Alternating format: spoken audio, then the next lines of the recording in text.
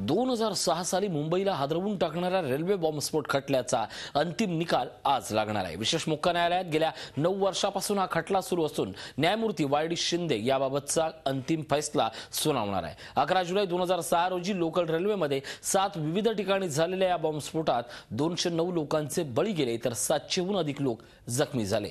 या प्रकरणी 13 आरोपींना अटक करण्यात आली आहे तर कटाचे 15हून अधिक सूत्रधार वॉन्टेड आहेत। यापैकी 2 आरोपींचा मृत्यू झालाय, त्यापैकी एक जण एन्काउंटरमध्ये ठार झाला। विशेष मोक्का न्यायालयात या प्रकरणी 10,000 पानांचं आरोपपत्र दाखल झालं होतं। जवळपास 243 साक्षीदारांच्या साक्षी या खटल्यात नोंदवण्यात आल्या आहेत। त्यामुळे निकाल वाचनाची प्रक्रिया आठवडाभर चालेल अशी माहिती सूत्रांनी दिली आहे। 2006 साली मुंबईला हादरवून टाकणाऱ्या रेल्वे बॉम्बस्फोट खटल्याचा अंतिम निकाल आज लागतोय। तब्बल 209 निरपराध मुंबईकरांचे बळी घेणाऱ्या नराधमांना आज काय शिक्षा होते याकडेच सगळ्यांचं लक्ष लागलंय। 11 जुलै 2006 याच दिवशी मुंबईची लाईफलाईन म्हणजेच लोकल रेल्वे बॉम्बस्फोटांनी हादरली। संध्याकाळच्या गर्दीच्या वेळी मुंबईकर कामावरून घरी परतत असताना नराधमांनी डाव साधला। पहिला बॉम्बस्फोट 6:24 खार आणि सांताक्रूज दरम्यान। दुसरा बॉम्बस्फोट 6:24 वांद्रे आणि खार स्टेशन दरम्यान। तिसरा बॉम्बस्फोट 6:25 जोगेश्वरी स्टेशनवर। चौथा बॉम्बस्फोट 6:26 माहीम स्टेशनवर। पाचवा बॉम्बस्फोट 6:29 मीरा रोड आणि भाईंदर स्टेशन दरम्यान। सहावा बॉम्बस्फोट 6:30 माटुंगा रोड आणि माहीम स्टेशन दरम्यान। सातवा बॉम्बस्फोट 6:35 बोरिवली स्टेशनवर। अवघ्या 11 मिनिटात उपनगरी रेल्वेत 7 ठिकाणी भीषण बॉम्बस्फोट झाले। लोकलच्या डब्यांच्या चिंधड्या झाल्या। रेल्वे स्टेशनांमध्ये रक्तमांसाचा सडा पडला। देशाची आर्थिक राजधानी मुंबई पुन्हा एकदा घायाळ झाली। 209 निरपराध मुंबईकरांचे बळी गेले तर 700हून अधिक लोक जखमी झाले। या प्रकरणी मुंबई पोलिसांनी 13 आरोपींना अटक केली। मात्र या रक्तरंजित कटाचे 15हून अधिक सूत्रधार अजूनही वॉन्टेड आहेत। गेल्या 9 वर्षात 2 आरोपींचा मृत्यू झाला, त्यातला एक जण पोलीस एन्काउंटरमध्ये ठार झाला। उर्वरित 13 आरोपींवर विशेष मोक्का न्यायालयात 10,000 पानांचं आरोपपत्र ठेवण्यात आलं। 23 एप्रिल 2010 रोजी खटल्याची सुनावणी सुरू झाली। सरकारी पक्षातर्फे 192, बचाव पक्षातर्फे 52 तर न्यायालयातर्फे 1 अशा 245 साक्षीदारांचे जबाब नोंदवण्यात आले। 18 ऑगस्ट 2014 रोजी खटल्याची सुनावणी पूर्ण झाली। आता आज मोक्का विशेष न्यायालयाचे न्यायमूर्ती वाय.डी. शिंदे हे अंतिम फैसला सुनावणार आहेत। मुंबईच्या या गुन्हेगारांना काय शिक्षा होणार याकडे अख्ख्या मुंबईचं लक्ष लागलंय। अजित मांढरेसह bureau report Zee media Mumbai. आपण या संदर्भात चर्चा करणार आहोत अनेक मान्यवरांशी आणि त्यांच्याकडून जाणून घेणार आहोत त्या दिवशी नेमकं काय घडलं होतं आणि आज नेमकी काय प्रतिक्रिया आहे। सुरुवातीला जाणार आहोत खासदार किरीट सोमय्या आपल्या सोबत आहेत। त्याचप्रमाणे या सगळ्या घटनेतले जे प्रत्यक्षदर्शी आहेत ज्यांनी हे सगळं दुःख अनुभवलंय ते मंगेश पितळे आपल्या सोबत आहेत। आमचे प्रतिनिधी कृष्णात पाटील माहीम स्टेशन जवळून आहेत आणि आमचे प्रतिनिधी अजित मांढरे थेट कोर्टासमोरून आहेत। थेट जातोय सुरुवातीला खासदार किरीट सोमय्या यांच्याकडे। मला सांगा सोमय्याजी की आज 11 जुलै 2006 ते आज हा निकाल लागतोय, नेमका एक मुंबईकर म्हणून तुमच्या काय भावना आहेत?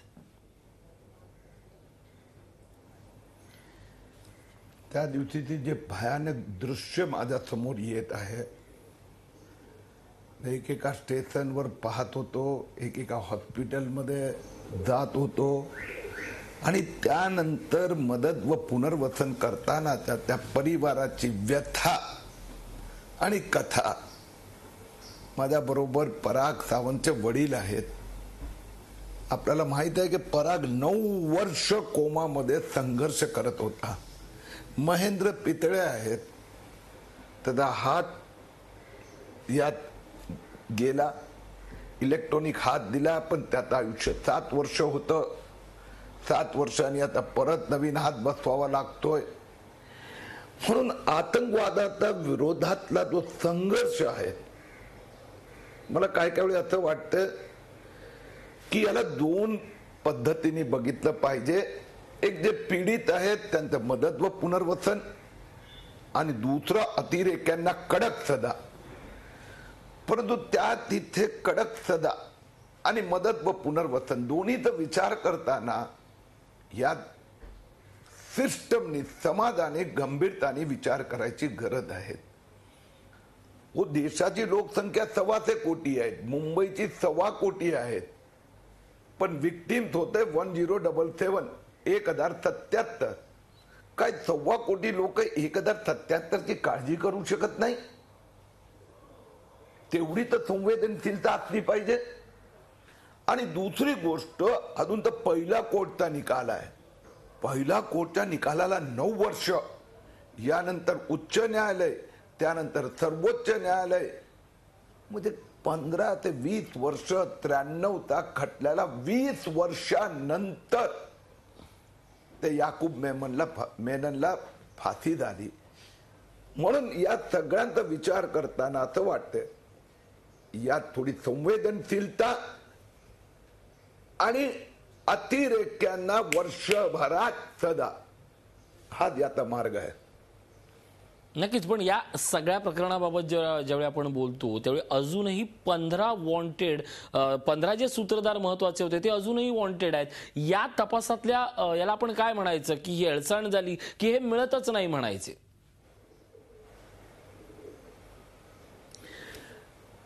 असं आहे की तो आतंकवाद संबंध जगासमोर एक आव्हान आहे. आणि हे जे आतंकवादी अतिरेकी बाहेरून येतात ही गोष्ट खरी आहे. जे आपल्या शेजारचे राष्ट्र आहेत जिथे फॅनाटिझम आहेत तिथून हा आतंकवाद पैदा होत आहे, त्याला लोकल पण साथ मिळते. म्हणून आपण याला टप्प्याटप्प्याने पाहताना जे आपल्या हातात आले त्यांना तर कडक सजा लवकरात लवकर करू. कसाबचा खटल्यात काय झालं, कसाब जिवंत पकडला गेला, पण त्याची 3 वर्षात आपण निकाल लावला. कसाबचा खटल्यात पण बाहेरचे तिथले कुठे अजून हातात आलेले आहेत. त्याच्यासाठी जगात तेवढी जागरूकता आल्यानंतर होणार. म्हणून जे 15 फरारी आहेत जे विदेशातले आहेत, विदेशी होते, त्याच्या बाबतीत जागतिक प्लॅटफॉर्मवर आतंकवादाच्या विरोधात वातावरण उभं करावं लागणार. आणि जे इंटरनल जे आहेत, जे पकडले गेले आहेत, त्यांचा निकाल टाइम बाउंड एक्शन प्लान. नक्कीच. एकूणच दहशतवाद या विषयावर आंतरराष्ट्रीय स्तरावर चर्चा होते, मात्र आंतरराष्ट्रीय स्तरावर खऱ्या अर्थानं कृती होईल त्यावेळी अशासारखे प्रकार आणि अशासारखी ही जी संपूर्ण मनामधली भीती आहे ती दूर होईल. मुंबईच्या गुन्हेगारांचा आज फैसला होतोय. पुन्हा एकदा जातोय खासदार किरीट सोमय्या यांच्याकडे. मला सांगा, या सगळ्या घटनेनंतर किंबहुना असुरक्षित झालेला प्रवास यानंतरही रेल्वेकडनं फार मोठ्या अपेक्षा होत्या. रेल्वेतली सुरक्षा आणि सर्वसामान्यांची सतर्कता या बाबतीत आपण मुंबईकर म्हणून थोडेसे कमी पडतो. त्या सगळ्या बाबतीत आपण सरकारला आणि पोलिसांना सहकार्य करण्याची गरज पुन्हा एकदा आज अधोरेखित होत आहे. तुमची काय म्हणणं आहे? मी आपल्याला एक उदाहरण सांगतो. एक फार मोठं टार्गेट होतं. नेता, चांगला नेता, सगळ्यांना रिस्पेक्ट आहे असे. एकदा मी त्यांना सांगितलं की ये सब ब्लैक कैट कमांडो आपके साथ में होते हैं, आप बोलते ठहर जाओ, ये वो. मला त्याने एक गोष्ट सांगितली की किरीट, अभी जो आतंकवाद फैल रहा है ना, उसमें जब ये सब सुरक्षा कब काम में आती है कि जब मारने वाला बचकर भागना चाहता है तब सुरक्षा काम में आती है. लेकिन ज्याला आपण म्हणतो तो आधीचा शब्द होतो सुसाइड बॉम्बर, म्हणजे आत्मघाती हल्ले. तर ते म्हणाले तुम्ही कितीही काही सुरक्षा केली तरी ते वाचवता येत नाही. सध्या तो देशात आणि जगात जो हा फॅनेटिझम ज्याला म्हणतो ना, धार्मिक फॅनेटिझम, त्याच्यामुळे कितीही सुरक्षा. राहिली गोष्ट मुंबईचा रेल्वेचा सुरक्षा संबंधी, व अशा प्रकारची सुरक्षा आणखीन व्यवस्थित केली पाहिजे. मला मान्य आहे, सीसीटीव्ही लावले पाहिजे, सुरक्षा व्यवस्था वाढवली पाहिजे, की एवढ्या रेल्वेना अतिरेक्यांचा हल्ल्यापासून वाचवणं आता कठीण असते. सुरक्षा अधिक केली पाहिजे. वास्तविकरित्या माझ्या दृष्टीने मुंबई रेल्वेत प्रायोरिटी आहे त्याची क्षमता वाढवणं. त्याचा प्रवास सुरक्षित एक आहे, पण किमान प्रवास करण्यासाठी आत घुसायला मिळावं. तरीही जे काही करेक्टिव्ह मेजर्स घ्यायचे कथा नंतर की आपला जो मुंबईचा समुद्र किनारा आहे तिथे जागता पहारा, मग त्याच्यात जे आपण बोटी घेणार होतो त्यात खूप गोंधळ झाला. तसाच पद्धतीने जे असे स्थानक आहे की जिथे it is a soft target ज्याला म्हणतो, तिथली अतिरेक्यांच्या संबंधित सुरक्षा व्यवस्था अधिक तीव्र करणं, त्यात खूप सुधार नक्कीच. या सगळ्या गोष्टींबरोबर आता रेल्वेसोबत मुंबईकरांची जबाबदारी आहे की डोळे उघडे ठेवून या सगळ्याला पायबंद आपण घालायलाच पाहिजे. थेट जाऊयात, आमचे प्रतिनिधी कृष्णात पाटील आपल्यासोबत आहेत. कृष्णात, तुमच्यासोबत काही रेल्वे प्रवासी आहेत. आज नेमक्या या निकाला येतो या दिवशी या रेल्वे प्रवाशांच्या, रेल्वेकडनं, या संपूर्ण न्यायव्यवस्थेकडनं आणि सगळ्यात महत्वाचं म्हणजे या दहशतवादाबद्दल काय भावना आहेत? कृष्णात. जी 24 तास मराठी लगा, देख मेरा जाएगा डायरेक्ट रिप्ले. जी 24 तास मराठी लगा जल्दी. नक्कीच 9 वर्षांच्या वेदना आहेत या, कारण 9 वर्षानंतर कुठंतरी आता खऱ्या अर्थानं जे आरोपी आहेत त्यांना सजा सुनावली जाणार आहे. परंतु हा काळ ज्या दिवशी ही घटना घडली होती तर अत्यंत भयावह अशी परिस्थिती होती. त्यावेळी माहीम स्टेशनला जो ब्लास्ट झाला होता त्याच्यासमोरच एक दुकान आहे या ठिकाणी होती, ज्या दुकानामधले इथे जे दुकानदार आहेत ते आपल्यासोबत आहेत, ज्यांनी पहिल्यांदा तिथे जाऊन त्या जखमींना सुद्धा त्या ठिकाणी मदत केली. आपल्यासोबत विजय टेमकर आहेत. तुम्ही या ठिकाणी सुरुवातीला माहीम स्टेशनला गेला, तर त्यानंतर तिथली परिस्थिती काय होतं, आता 9 वर्षानंतर या परिस्थितीमध्ये काय बदल झालेला, काय सुरक्षेच्या दृष्टीनं काय सांगाल तुम्ही? या सुरक्षा काय तशीच आहे. सुरक्षा म्हणजे काय बदल नाही. आपल्याला स्ट्रेचर पण नव्हते. स्ट्रेचर पण म्हणजे एक काय 2 स्ट्रेचर, एवढ्या बॉड्या होत्या, 25-30 बॉडी काढली. ह्या कपडेवाल्यांनी यांनी सगळ्यांनी आम्हाला कपडे दिले, बिल्डिंगवाल्यांनी सगळ्यांनी कपडे वगैरे दिले. मग तेव्हा त्या बॉडी आम्ही उचलल्या. आतमध्ये ट्रेनच्या आतमध्ये जाऊन बॉडी उचलल्या. मी आणि दुसऱ्या 2-3 मुलंच होती. नंतर मग सगळे पब्लिक आली. त्यानंतर आता या 9 वर्षामध्ये काही बदल झालेला वाटतो तुम्हाला सुरक्षेच्या दृष्टीने, किंवा इतर रेल्वेनं ज्या उपाययोजना करणं गरजेचं होतं? कारण तुम्ही सुरुवातीला गेल्यानंतर तुम्हाला दिसलेली परिस्थिती, आता तसाच परिस्थिती झाली तर काय होऊ शकतं? ॲम्ब्युलन्स असू दे किंवा आरोग्य व्यवस्था असू दे, काय वाटतं तुम्हाला या संदर्भात? नाही, आता जरा पब्लिक सपोर्ट होते. आता पब्लिक सगळं आता येतात सपोर्ट करायला. जेव्हा कोणी मध्ये यायचंच नाही. आता पब्लिक जागरूक पण झाली आणि रेल्वेचं पण छान काम केलेलं आहे आता, की म्हणजे सगळीकडे बंदोबस्त हे ते सगळं म्हणजे तपासतात वगैरे, चेक वगैरे करतात, सगळं करतात. आपल्यासोबत आणखी एक प्रत्यक्षदर्शी तेव्हाचे होते की तुम्ही त्यावेळी घटना पाहिली होती, त्यावेळीची परिस्थिती काय होती आणि आता तुम्हाला काय समाधानकारक परिस्थिती वाटते आहे का? आता पहले जो हुआ था वो बिल्कुल ही अचानक हुआ था, किसी को कुछ मालूम नहीं था कि क्या होने वाला है. मगर अब जो परिस्थिति है, दर वर्ष सब पॉलिटिकल लीडर जितने भी हैं दर वर्ष यहाँ पे आते हैं और सब कुछ देखते हैं. और व्यवस्था अभी अच्छी हो गई है और 24 कलाक जो है ना पुलिस रहती है. एम्बुलेंस की भी व्यवस्था हो गई है. स्ट्रेचर वगैरह एक आध देखा है, बाकी कितने हैं क्या नहीं है वो निर्भर करता है घटना के ऊपर. न्याय हुआ है मगर उसमें वक्त लगा है. मगर क्रीट सोमैया वगैरह हमेशा इसी दिन आते हैं और सिर्फ यहाँ आते नहीं हैं, आदमी लोग भी, जख्मी लोग जो हुए थे उन लोगों की मदद भी करते हैं. ये मैंने अपनी आंखों से नक्कीच. कृष्णात आपण या संदर्भात बोलणार आहोत, पण मी थेट सध्या जातो या क्षणाला. अजित मांढरे आमचे प्रतिनिधी आहेत. अजित, या सगळ्या संदर्भात आज निकाल येतोय, काय सांगाल या क्षणाची अपडेट? ऋषी, आता जे प्रसारमाध्यमांचे प्रतिनिधी आहेत त्यांना आज सोडण्यास सुरुवात झालेली आहे. मुळात हा संपूर्ण खटला कव्हर करताना न्यायालयाने देखील अनेक गोष्टींच्या अटी घातलेल्या आहेत. न्यायालयामध्ये जाताना मोबाईल त्यांनी कुठल्या पद्धतीने अलाउड केलेला नाही आहे. त्याच पद्धतीनं पेन नाही किंवा कुठल्याही गोष्टी नाही, फक्त ID कार्ड, एक वही आणि एक पेन्सिल. पेन पण देखील नाही, कारण जे आरोपी आहेत त्यांच्यावर कोणी शाई उडू शकतं किंवा कुठलाही प्रकार घडू शकतो अशी, त्यामुळे खबरदारी घेऊन न्यायालयाने जे प्रसारमाध्यमांचे प्रतिनिधी आहेत त्यांना फक्त पेन्सिल, वही या 2च गोष्टी आतमध्ये घेऊन जाण्याकरता अलाउड केलेल्या आहेत. साधारणपणे 12 ते 1च्या दरम्यान या संपूर्ण प्रकरणाचा निकाल जे न्यायालय ते देण्याची शक्यता आहे। यामध्ये आज न्यायालय फक्त हे आरोपी जे आहेत ते दोषी आहेत किंवा नाही हेच फक्त सिद्ध करणार आहे। त्यानंतर पुढे जाऊन सांगायचं झालं तर हा खटला जितका मुंबईकरांकरता महत्त्वाचा आहे तितकाच ATS करता महत्त्वाचा आहे, कारण का या प्रकरणामध्ये ATSवर आरोप झाले होते की ATSने सिमीचे काही कार्यकर्ते होते त्यांना या संपूर्ण प्रकरणामध्ये जबरन अडकवलं होतं, त्यांचे खोटे जबाब लिहिले गेले होते। सुप्रीम कोर्टने देखील या संपूर्ण प्रकरणामध्ये दखल घेतली होती। अशा परिस्थितीमध्ये मुंबईकरांच्या जे त्यांना जे जखमा दिलेल्या आहेत किंवा ज्या मुंबईकरांचा जीव घेतलेला या दहशतवाद्यांनी त्यांना न्याय मिळेल का आणि दुसऱ्या बाजूला ATSला या संपूर्ण तपासामध्ये क्लीन चिट मिळेल का, या दोन गोष्टी संपूर्ण प्रकरणामध्ये खूप महत्त्वाच्या आहेत। नक्कीच या दोन गोष्टी महत्त्वाच्या आहेत आणि या सगळ्यावर आज नेमका निकाल काय येतो याकडे सगळ्यांचे लक्ष लागलंय। मी जातोय पुन्हा एकदा महेंद्र पितळे आपल्यासोबत आहेत। या सगळ्या घटनेतले ज्यांनी पीडित आहे ज्यांनी सगळं अनुभवलं आहे ते महेंद्र पितळे आपल्यासोबत आहेत। महेंद्र 9 वर्ष होत आहेत या दुर्दैवी घटनेला आणि 9 वर्षानंतर हा निकाल लागतोय, काय भावना आहेत, काय व्हायला पाहिजे होतं आणि काय काहीच झालेलं नाहीये? ॲक्च्युली जो निकाल आहे तो बराच अगोदर लागला पाहिजे होता, कारण आपण कसाबचा निकाल बघितला तो सगळ्यात अगोदर लागला आणि ही 11/7ची जी गोष्ट आहे ती त्याच्या अगोदरची होती आणि अजून आपल्याला 9 वर्ष लागत आहेत कोर्टात। तर जे पण जखमी झालेत या ह्याच्यामध्ये आणि बऱ्याचशा कुटुंबातल्या प्रमुख व्यक्ती मृत्युमुखी पडल्या आहेत, तर आपल्याला त्यांना एक न्याय मिळावा याच्यासाठी जे पण आरोपी पकडले आहेत त्यांचा आरोप सिद्ध झाल्यानंतर त्यांना फाशीचीच शिक्षा झाली पाहिजे।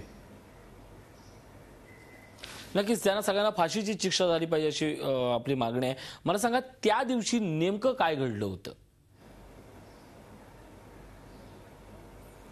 त्या दिवशी जवळजवळ मी ऑफिसमधून निघायचा मला टाईम 7:30चा होता, पण ऑफिसच्या कामासाठी मला थोडं लवकर निघावं लागतं। मी 6 वाजता निघालो आणि 6:25ला माझ्यामध्ये जोगेश्वरीला ब्लास्ट झाला, त्याच्यामध्ये मला हात गमवावा लागला आणि मग ते प्रोस्थेटिक आर्म वापरतोय।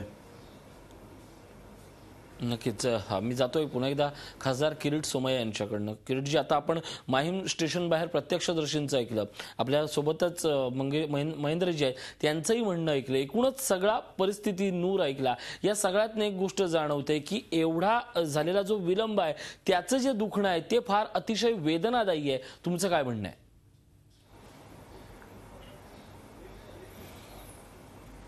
फक्त वेदनादायी एवढं मी नाही म्हणणार, पण जर योग्य वेळेला न्याय झाला आणि ह्या अतिरेक्यांना जर कठोर शिक्षा झाली तर काय होतं, मग आतंकवादचा सामोरेचा संघर्ष तीव्र बनतो।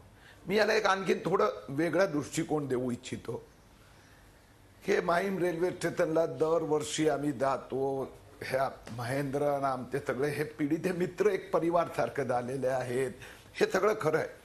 पण आजच्या निकालाला मी एक सांगू इच्छितो, whole world is watching you.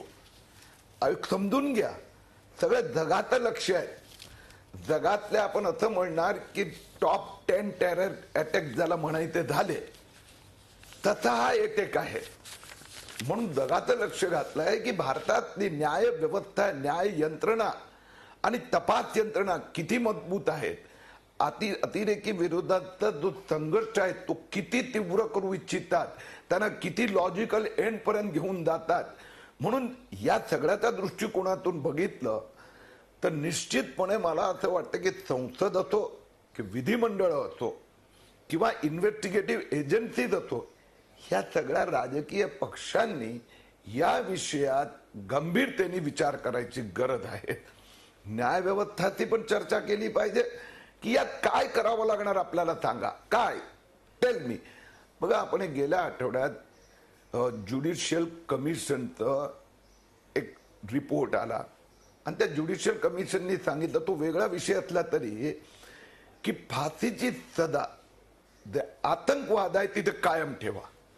म्हणजे आज संबंध हिंदुस्थान असो की जग असो, एका मुद्द्यावर एक आहे, आतंकवादचा मुकाबला।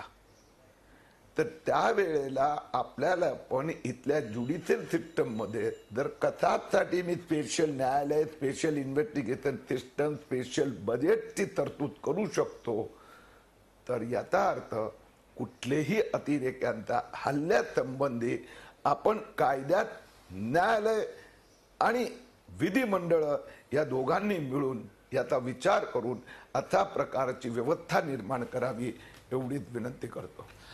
किरीटजी, या सगळ्याच्या निमित्तानं लष्कर ए कहारचं पहिल्यांदा नाव आलं, त्यानंतर लष्कर ए तोयबा आला आणि याच स्फोटानंतर खऱ्या अर्थानं अल कायद्यानं आपली दहशत दाखवायला सुरुवात केली होती. तशा प्रकारचे ज्ञान त्यानंतरची हल्ल्याची जबाबदारी स्वीकारणारे जे मेल येत होते त्याच्यातनं ही सगळी नावं उघड होत गेली. तपास यंत्रणांचं यश आहेच, पण या सगळ्या तपास यंत्रणांसोबतच आपण रेल्वेनं आणि यांच्याकडनं माहिती काढण्यात आपण अजूनही कमी पडतोय का?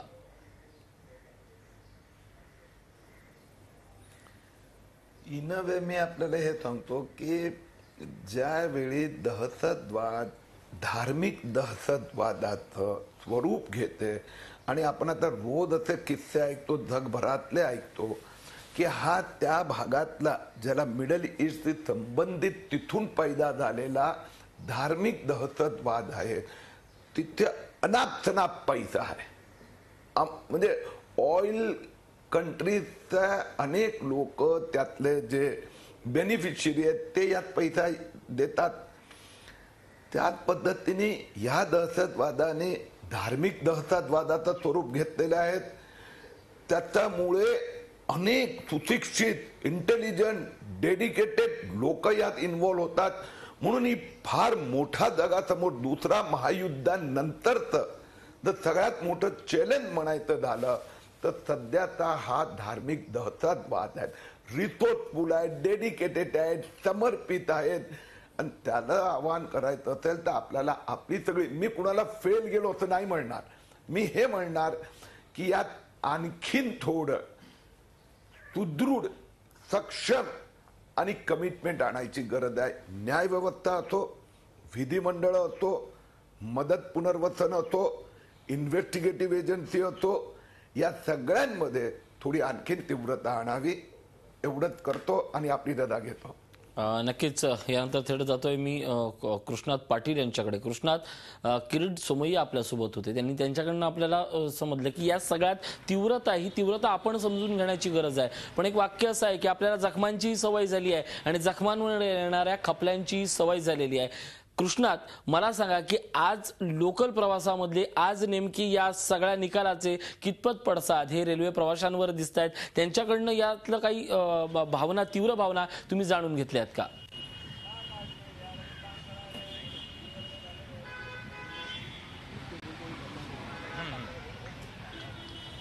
नक्कीच ऋषी, ज्या तू म्हटलास की अजूनही तशा आहेत, तशाच मुंबईकरांना तसेच भारतीयांना या खटल्याच्या संदर्भात, हाच खटला असू दे किंवा दुसरा कुठलाही गुन्हेगारी संदर्भातला खटला असू दे, त्यामध्ये जाणारी जी प्रदीर्घ न्याय प्रक्रिया आहे, त्या जी व्यवस्था आहे त्याविरोधात विशेषतः राग असलेला दिसून येतो.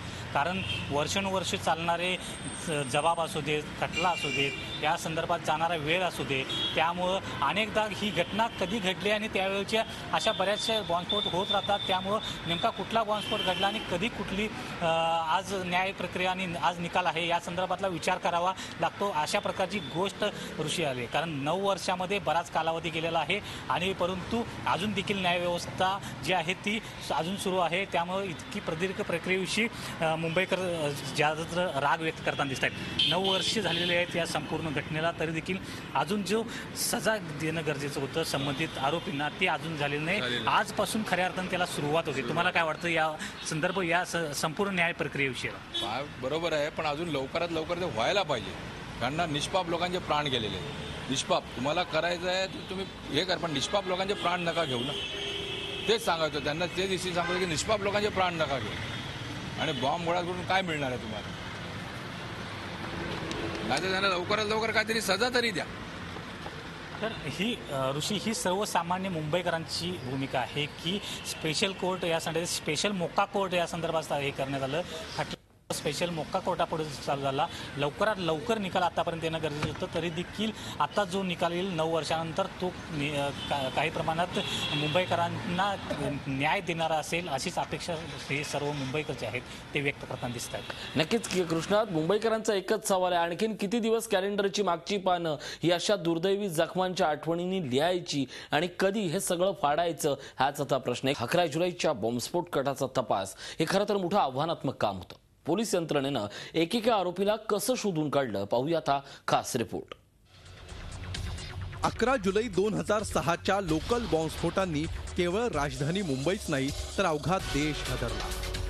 या कटाचा छडा लावण्याची जबाबदारी पोलीस यंत्रणेवर आली। या बॉम्बस्फोटामागचे क्रूर चेहरे कधी बेनकाब होणार असा सवाल विचारला जात होता। मुंबई पोलीस आणि दहशतवाद विरोधी पथक वेगवेगळ्या पातळीवर आरोपींचा शोध घेत होतं। पोलिसांनी चौकशीसाठी अनेकांना ताब्यात घेतलं। 20 जुलै 2006 रोजी कमाल अन्सारी याला बिहारमधून अटक करण्यात आली। त्याच्या घरातून अर्धा किलो RDX पावडर जप्त करण्यात आली। कमाल पोलिसांच्या हाती लागल्यावर पोलिसांच्या तपासाला वेग आला। सिमी या संघटनेचा या बॉम्बस्फोटांमागे हात असल्याचं उघड झालं। 23 जुलै रोजी डॉक्टर तन्वीर याला अटक करण्यात आली। बॉम्बस्फोटापूर्वी तो पाकिस्तानात जाऊन प्रशिक्षण घेऊन आल्याचं त्याच्या अटकेनंतर उघड झालं। तन्वीरच्या अटकेनंतर पुण्यातून सोहिल शेख, जमीर अहमद यांना पोलिसांनी जेरबंद केलं। या दोघांनी पाकिस्तानात जाऊन प्रशिक्षण घेतल्याचा दावा पोलिसांनी केला। याच दरम्यान फैजल शेख, मुंजविल शेख हे दोघं पोलिसांच्या हाती लागले। मात्र मुख्य सूत्रधार अजूनही पोलिसांच्या हाती लागला नव्हता। 30 जुलैला खरं यश पोलिसांना मिळालं। त्यांनी हत्तेशाम सिद्दीकी याला मीरा रोडवरून अटक केली। हत्तेशाम हा सिमीचा कट्टर कार्यकर्ता।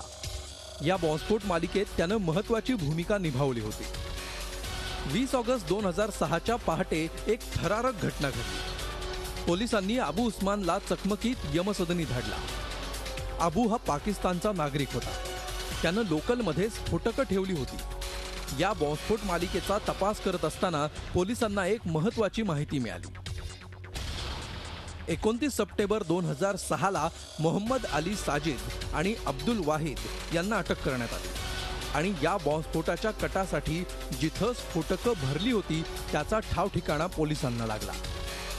गोवंडीच्या आपल्या घरात या दोघांनी ही स्फोटकं कुकरमध्ये भरली आणि आरोपींनी ती ट्रेनमध्ये ठेवली होती। या आरोपींच्या अटकेनंतर नावेद खान आणि आसिफ खान यांना बेड्या ठोकण्यात आल्या।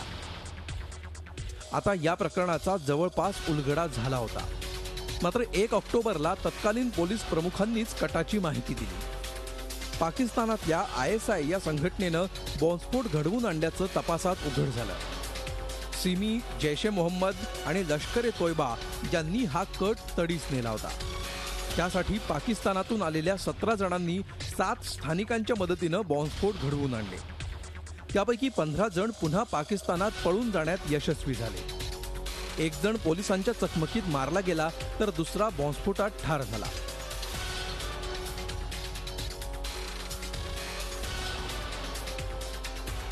पंचवीस सप्टेंबर 2006 रोजी आरोपींवर मोक्का लावण्यात आला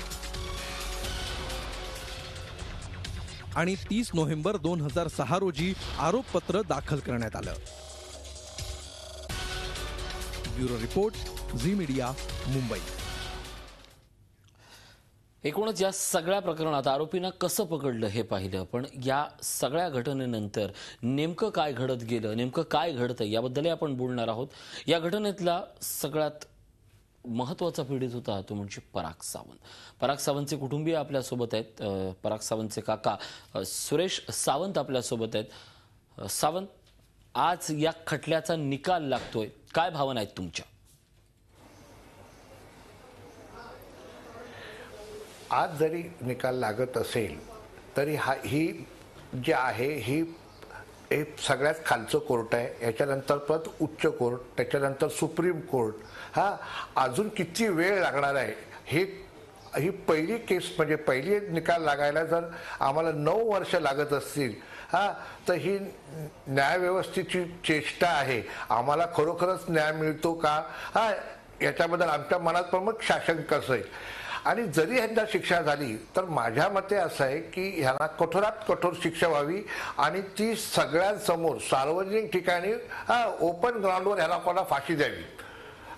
एखाद्या कुठल्या तरी तुरुंगामध्ये ह्यांना फाशी देण्यापेक्षा, कारण ह्या दहशतवाद्यांनाही समजलं पाहिजे की आपण दहशतवादाचे शेवटी परिणाम काय आहेत ते।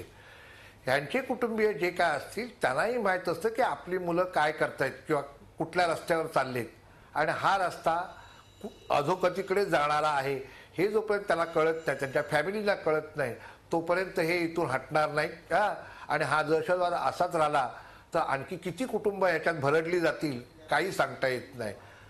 नक्कीच एक आहे की बाबा 9 वर्षाने का होईना की बाबा येत आहेत, पण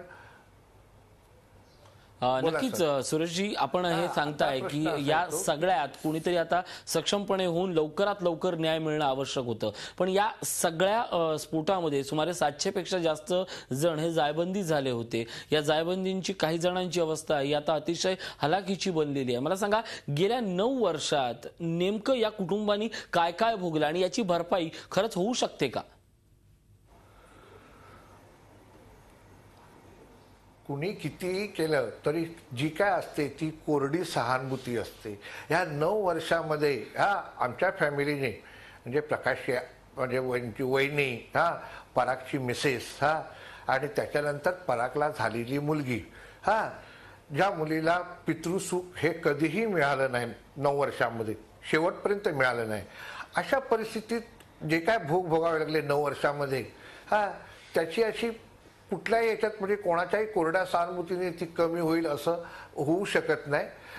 पण जे झालं आमचं आम्ही प्रारब्ध समजतो. पण ईश्वरचरणी हीच प्रार्थना आहे की हे जे कोण अतिरेकी आहेत त्यांना सुबुद्धी देवो आणि ह्या अशा दहशतवादापासून ते सुकर्म करण्यासाठी चांगल्या मार्गाला रस्त्याला लावत भले ते कुठल्याही धर्माचे असोत. आम्हाला कुठल्याही धर्मावर टीका करायची नाही किंवा काय नाहीये. ते कोणत्याही धर्माचे आहेत त्यांनी दहशतवाद हा सोडावा. दहशतवादाचा अंत हा नेवटी दुर्दैवीच असतो हे त्यांनी लक्षात घ्यावं. नक्कीच. महेंद्र पितळे आपल्यासोबत आहेत. महेंद्र, आपण पाहिलं की प्रत्येकाच्या या सगळ्याबद्दलच्या भावना या तीव्र आहेत.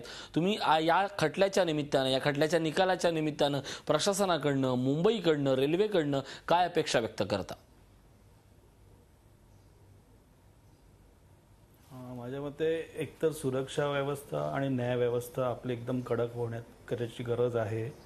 आणि प्रत्येक मुंबईकराचं पोलीस यंत्रणा आणि न्याय व्यवस्था तर आपलं काम करतेच आहे, पण एक नागरिक मुंबईचा असण्याकारणाने आपणही थोडं अवेअरनेस काढला पाहिजे की कोणती एखादी गोष्ट आपण बघतोय की इकडे चुकीचं चाललंय तर पोलिसांना आपण सांगितलं पाहिजे लगेच.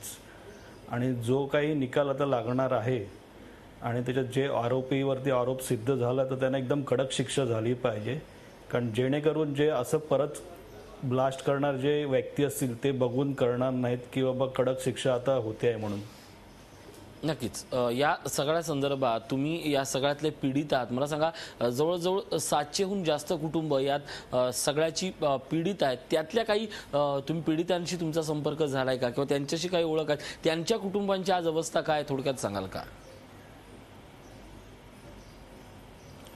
बरेचसे तर मित्र आहेत जे माझे ज्यांचे हात आणि पाय ज्यांनी गमावलेले आहेत आणि बऱ्याचशा कुटुंबातली प्रमुख व्यक्ती त्यांनी गमावलेले आहेत. त्याच्यामध्ये ते आम्ही रोज भेटतो आणि त्यांचे प्रॉब्लेम्स जेव्हा आपल्या समोर येतात तर ज्यांनी प्रोस्थेटिक आर्म्स किंवा लेग्स बसवले आहेत त्याचा मेंटेनन्स असतो त्यांच्यासमोर आणि तो आवाकाच्या बाहेर असतो. 1-1.5 लाख, 2 लाख, 5 लाखपर्यंत असतो. तो गव्हर्नमेंट आपल्याला पैसा देत नाही आहे. त्यांनी फक्त पुनर्वसन त्यांनी सुरुवातीला जी अमाऊंट दिली हॉस्पिटलमध्ये असतानाची ती 2-1 लाख रुपये क्लेम केलं, ती अमाऊंट मिळली. पण त्याच्यानंतर सरकार काहीच मदत करत नाही. बरेच जणांची अजूनही ऑपरेशन चालू आहेत. हा अतिशय महत्त्वाचा मुद्दा आहे. मी हाच मुद्दा घेऊन सुरेश सावंत यांच्याकडे जातो. सावंत, खरं तर सिक्युरिटी फेल्युअरमुळे अशा प्रकारच्या घटना घडतात, ब्लास्ट होतात, स्फोट होतात, त्याची नाहक भरपाई ही सामान्यांना भोगावी लागते. मात्र त्यानंतर जेवढं दुर्दैव हे त्या अपघातात होत नाही, त्यानंतर मात्र आणखीन दुर्दैवाचे दशावतार सुरू होतात. हॉस्पिटलकडनं, त्याच्यानंतर मदत पातळीवर, या सगळ्यात कुठला तरी निधी सरकारनं स्वतःच्या पातळीवर किंबहुना अशा निधीसाठी अशा कुटुंबांच्या मागे ठामपणे उभं राहण्याची गरज ही देखील सामूहिक आहे. आणि यावर आपण काय बोट ठेवाल?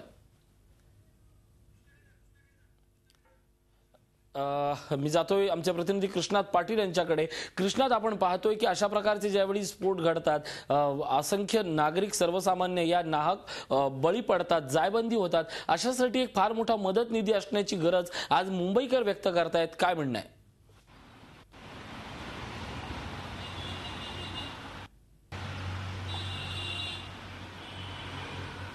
नक्कीच ऋषी, कारण जे निष्पाप बळी पडतात त्यांच्या संदर्भात आर्थिक जी मदत असते ती कुठेतरी दिली जाते, परंतु सरकारकडून ही जी मदत आहे ती देण्यामध्ये देखील वेळ होत होता.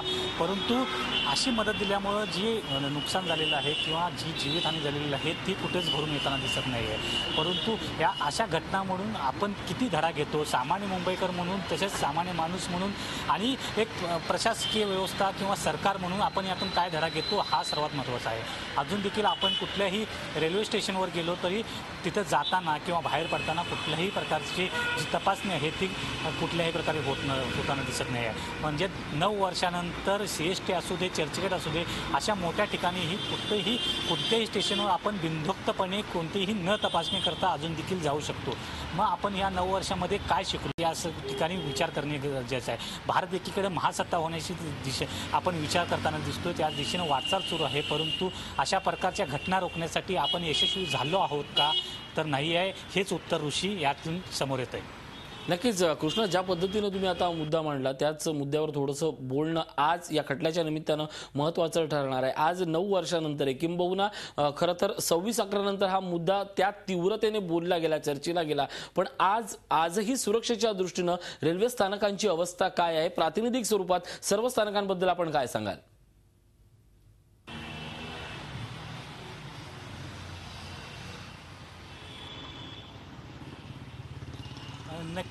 ऋषी, आपण कुठं आता CSTला गेलो किंवा कोणत्याही चर्चगेट स्टेशनला गेलो तर मेटल डिटेक्टर्स नावाची जे लावलेले आहेत त्यामधून किती जण लोक जातात, त्या साईटला मेटल डिटेक्टरच्या साईडनं दरवाजे असतात तिथून किती जण जातात, ज्या ठिकाणी मेटल डिटेक्टर नाही आहेत तिथून लोक किती जातात, या संपूर्ण प्रत्येक माणसाची किंवा प्रत्येक प्रवाशाची जी तपासणी आहे ती कशा शक्य नाही आहे. परंतु जे मेटल डिटेक्टरच्या माध्यमातून ते तर सुरक्षित आहेत किंवा ते तर सुरू आहेत का, तर नाही आहेत. कारण त्याचबरोबर माहीम स्टेशन अजून ज्या ठिकाणी बॉम्बस्फोट झाला होता, खार असू दे, या ठिकाणच्या स्टेशनवर अशा प्रकारची व्यवस्था आहे का, नाही आहे.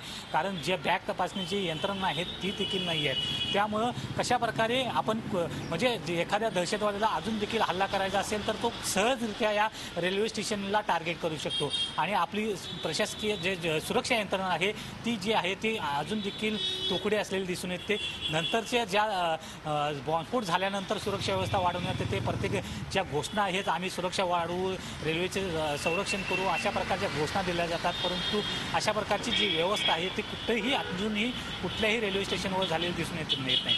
त्याचबरोबर रेल्वे ट्रॅक असू दे किंवा कोणत्याही एखाद्या रेल्वेमध्ये जाणं किंवा एखादी कोणतेही विमानतळावर जाणे असू दे, अशा प्रकारे सॉफ्ट टार्गेट जे आहेत ती जे मोठ्या संख्येने जो मॉब असतो त्या ठिकाणी ST स्टँड असू दे, अशा ठिकाणची देखील सुरक्षा व्यवस्था आपण जशी पाहिली तर सर्व ही ठिकाण जी आहेत सॉफ्ट टार्गेट असलेली दिसून येतात.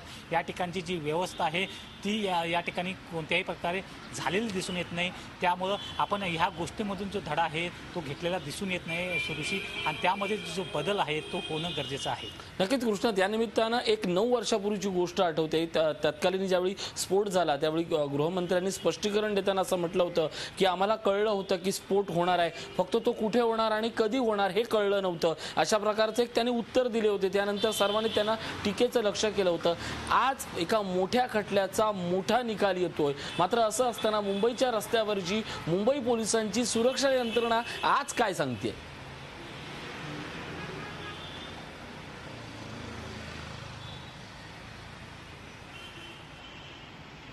मुंबईची पोलीस सुरक्षा यंत्रणा प्रत्येक चौकात आणि प्रत्येक गलीबोळात असेल किंवा तसं असणं देखील शक्य नाही. कुठल्या देशामध्ये देखील तशी व्यवस्था नाही आहे. परंतु एक सामान्य मुंबईकर म्हणून किंवा सामान्य माणूस म्हणून आपण किती जागरूक आहोत याचा देखील विचार करण्याची ऋषी गरज आहे. कोणतीही बेवारस वस्तू किंवा कोणतेही संशयास्पद व्यक्ती काही हालचाल करत असेल तर त्याच्याकडे पोलिसांना ती गोष्ट निदर्शनास आणून देतो का आपण, मुंबईकर म्हणून आपण त्यासाठी वेळ काढतो का, मुंबईत आपण प्रवास करताना या सर्व गोष्टीवर नजर ठेवतो का, हे देखील पाहणं गरजेचं आहे. कारण संपूर्ण ठिकाणी आपण सुरक्षा व्यवस्था निर्माण करू शकत नाही हे आपण समजून घेतलं पाहिजे. परंतु एक व्यक्ती म्हणून, एक सामान्य माणूस म्हणून, एक जागरूक मुंबईकर म्हणून आपण या संदर्भात किती जागरूक, आपण स्वतः जागरूक तरी या होऊन आता संदर्भात प्रशासनाची, पोलिसांची आणि रेल्वेची भूमिका आपण सगळ्यांनी मिळून करण्याची आज गरज निर्माण झाली आहे. तरच खऱ्या अर्थानं या दहशतवादावर आपण स्वतःहून चाप लावू शकू. तुर्तास धन्यवाद कृष्णात. या महत्त्वाच्या माहितीबद्दल आमचे प्रतिनिधी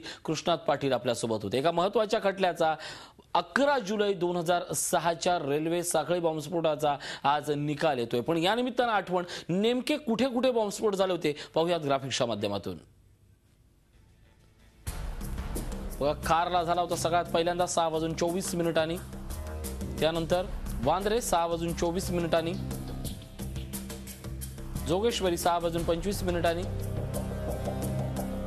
प्रेशर कुकरच्या साह्यानं हे सगळे स्फोट घडवण्यात आले होते. 6:26 माहीम, मीरा रोड 6:29,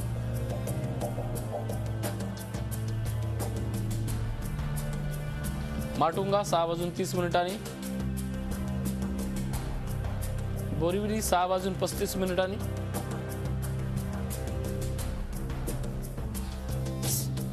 स्फोटांची मालिका होती. 11 जुलै रोजी झालेल्या मुंबई साखळी स्फोटाचा आज फैसला होतोय. मुंबईवर झालेल्या 3 मोठ्या हल्ल्यांपैकी हा एक हल्ला मानला जातो. तत्पूर्वी 1993 साली झालेल्या साखळी स्फोटामधला आरोपी याकूब मेमनला नुकत्याच फासावर लटकवण्यात आलं.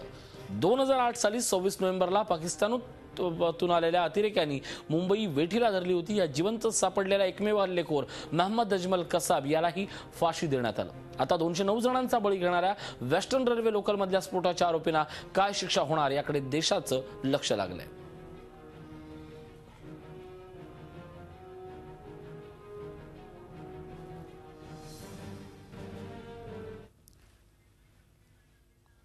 या बुलेटिनमध्ये इथंच थांबतोय. ताज्या बातम्यांसाठी पाहत राहा झी 24 तास. रहा एक पाऊल पुढे. झी 24 तास रहा एक पाऊल पुढे.